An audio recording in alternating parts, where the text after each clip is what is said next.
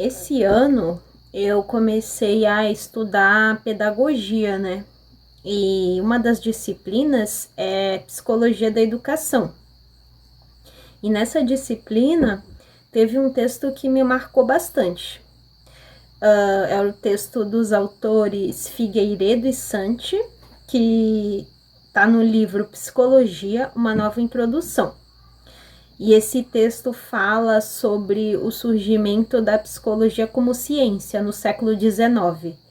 Quais condições históricas estavam acontecendo para surgir a necessidade de uma ciência como a psicologia, né? E achei muito interessante porque ele respondeu um questionamento que eu tinha na minha cabeça de por que a gente precisa tanto de terapia? Eu, pelo menos, sinto bastante necessidade de apelar para terapia para responder inquietações minhas, porque eu vivo tendo crises existenciais, de pensar qual a minha missão na vida, qual o sentido da vida, né? O que eu tenho que fazer da minha vida, pelo amor de Deus, alguém me diz, né? E a gente, como adulto, não tem essas respostas. É tudo a gente por a gente mesmo e a gente que tem que decidir. E se der errado, a gente tem que arcar com as consequências. E é isso aí. E esse texto, ele desmonta crenças assim de que a individualidade como a gente conhece sempre existiu. Não, nem sempre esse conceito do eu, do indivíduo, com seus próprios sentimentos, seus próprios pensamentos, opiniões, existiu, né? Vamos pensar, por exemplo, que na Idade Média o homem era totalmente subjugado pela igreja, pelo menos no Ocidente, né? Pela Igreja Católica. Então não existia você pensar por conta própria, você ter opiniões próprias, né?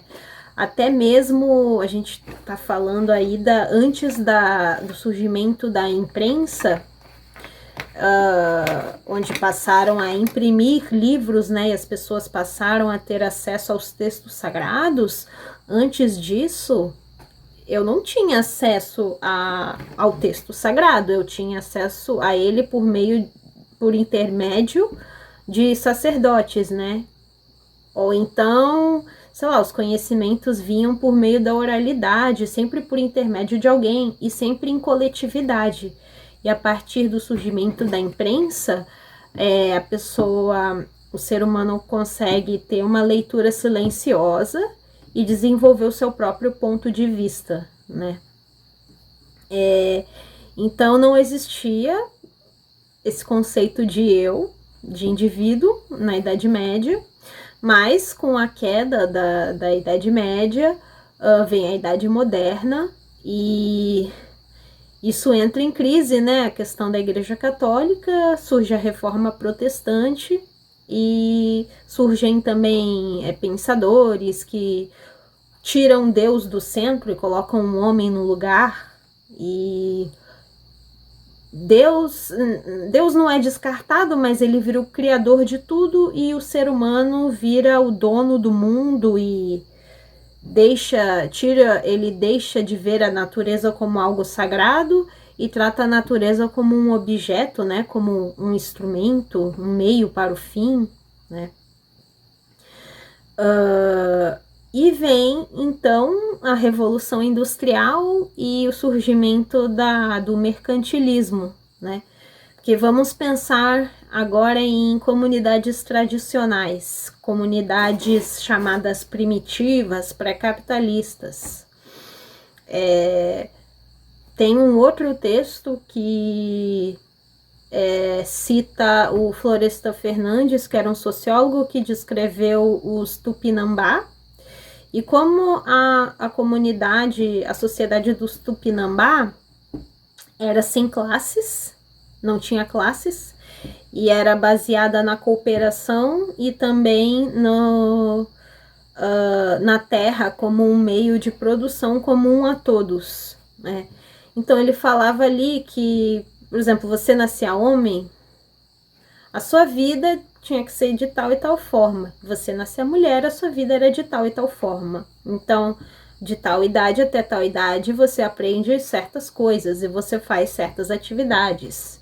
Aí você é mulher, a partir dos 15 você tem um rito de iniciação, depois você começa a procurar parceiros, depois você tem filhos, depois aí você exerce certas funções na aldeia e depois você morre. E é uma aldeia em que, como se fosse uma grande família, não é aquela família nuclear, né, que a gente tem hoje em dia.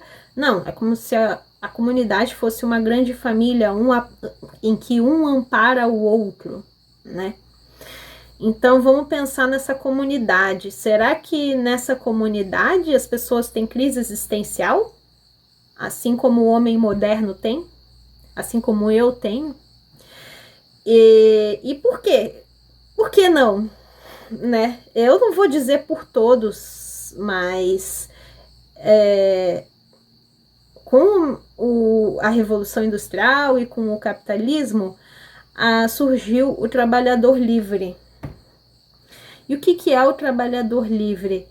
Ele é livre para tomar seu próprio rumo na vida. Ele não tem mais a sua vida definida como era antes, na Idade Média. Ou em comunidades tradicionais. Não, ele ganha a liberdade, que é um grande peso, na verdade. Porque ele tem que decidir sozinho o que ele tem que fazer da vida dele, né?